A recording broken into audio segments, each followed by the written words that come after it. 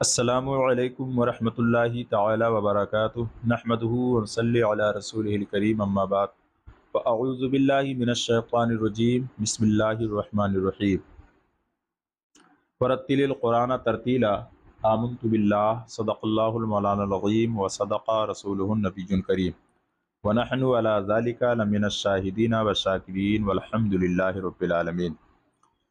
صفت غیر متضادہ کے تعلق سے ہم لوگ پڑھ رہے تھے، جس میں سے دو صفتوں کے بارے میں ہم جان چکے ہیں۔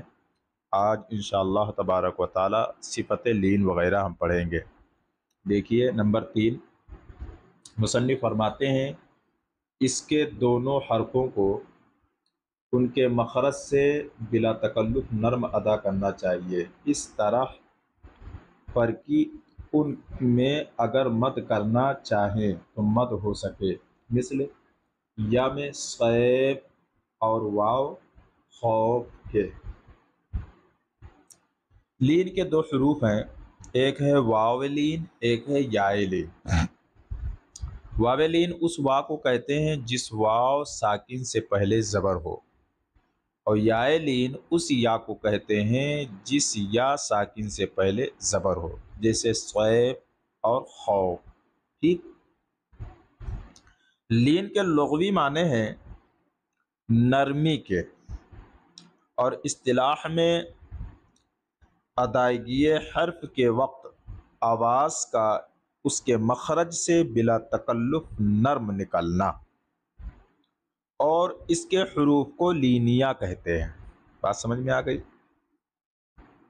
لین کے تعلق سے مصنف علیہ الرحمہ نے زیادہ وضاحت نہیں کی، کیونکہ لین کے حروف مخرج میں بیان کر چکے ہیں اور یہ بہت مشہور ہیں، اس وجہ سے لین کی تعریف کر کے صرف مثالیں دے دی۔ آگے بیان کرتے ہیں کہ ان میں اگر مد کرنا چاہیں تو مد ہو سکے، حالانکہ ان دو حرفوں میں بالکل مد نہیں، مگر اس صفت لین کی وجہ سے مد کی صلاحیت ضرور پائی جاتی ہے، جس طرح واو ساکن سے پہلے ضمہ اور یا ساکن سے پہلے کسرہ ہونے سے اسی واو اور یا میں صفت مدیت پیدا ہو جاتی تھی، اسی طرح یہاں پر بھی پیدا ہو جائے گی۔ اور صفت لین یہ ضعیف ہے۔ کیا ہے؟ ضعیف ہے، لیکن اگرچہ ضعیف ہے لیکن یہ ممیزہ ہے، اور باقی جو غیر متضادہ سب قویہ اور ممیزہ ہیں۔ بات سمجھ میں آ گئی؟ چوتھی صفت کے تعلق سے مصنف فرماتے ہیں انحراف۔ آگے بیان کرتے ہیں ان کے حروف کو منحرفہ کہتے ہیں جو لام اور را ہیں۔ لام کے ادا میں آواز سرے زبان کی طرف اور را کے ادا میں آواز پیٹھ زبان کی طرف پھرے، لیکن اس طرح کہ بجائے لام کے را اور بجائے را کے لام نہ ہونے پاوے، جیسا کہ بعض بچوں سے ہو جاتا ہے۔ انحراف یہ دو حرفوں میں پایا جاتا ہے، لام اور را میں۔ انحراف کے معنی ہے مائل ہونے کے، یا کہہ لیجئے پھرنے کے، مائل ہونے کے، پھرنے کے۔ اصطلاح میں حروف کو ادا کرتے وقت آواز کا ان کے مخرج سے دوسرے حرف کے مخرج کی طرف مائل ہونا، دوسرے حرف کی طرف مخرج کا مائل ہونا۔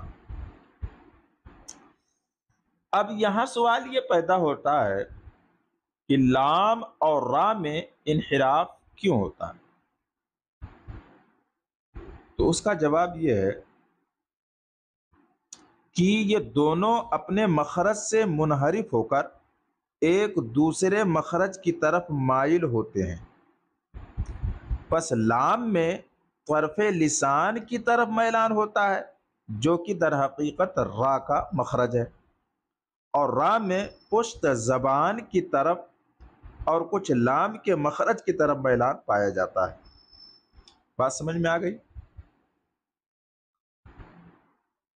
تو اس وجہ سے ان میں انحراف ہوتا ہے، اسی وجہ سے ان کو کہتے ہیں۔ لیکن اس طرح نہ ہو کہ بجائے لام کے را اور بجائے را کے لام نہ ہونے پائے، یعنی اتنا زیادہ نہ مائل کر دیں کہ اس کا مخرج ہی حروف کا بدل جائے۔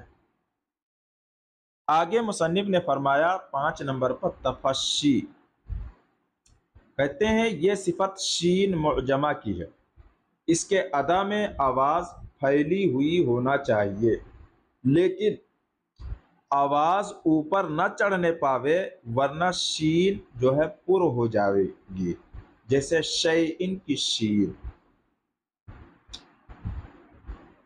تفشی جو ہے اس کے معنی ہے پھیلنے کے، کیا ہے؟ پھیلنے کے۔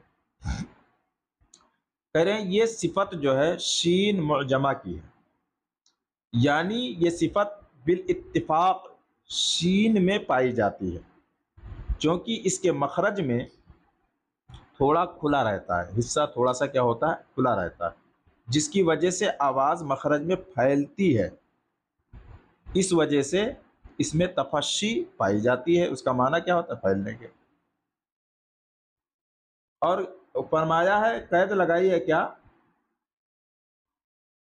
پھیلی ہوئی ہونا چاہیے، لیکن آواز اوپر نہ چڑھنے پاوے ورنہ شین پر ہو جاوے گی، اس لیے کہ آواز اوپر چڑھنے نہ پائے، مطلب کیا؟ آواز اوپر چڑھنے نہ پائے بلکہ نکلتی چلی جائے اور تالو سے چمٹے نہیں۔ اسی طرح اس بات کا بھی خیال رکھیں کہ زبان اندر کو سمٹ کر اس کی نوک اوپر کو نہ اٹھنے پائے، بلکہ زبان کو سیدھا رکھ کر ادا کریں، ورنہ ان صورتوں میں شین جو ہے پر ہو جاوے گی، جیسے ہے من الشیء تو یہ پر ہو گئی، اور کہنا کیا؟ من الشیطان الرجیم، اعوذ باللہ من الشیطان الرجیم۔ بس آج کا سبق یہیں تک کے